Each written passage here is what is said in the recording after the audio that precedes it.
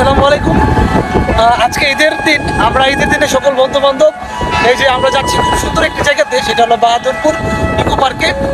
তো পার্কটি আসলে খুব নতুন হয়েছে, বেশি দিন হয় নাই। তো ঈদের সময় মনে হয় উদ্বোধন হয়েছে, আমরা যতটুকু জানছি।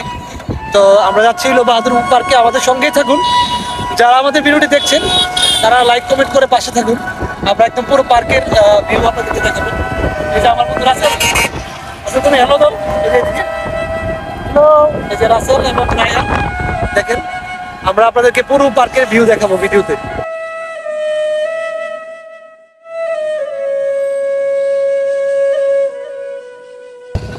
এই যে আমরা আমাদের সেই কাঙ্ক্ষিত জায়গাতে চলে আসছি, এটা হলো মৈত্রী স্তম্ভ মেমোরিয়াল।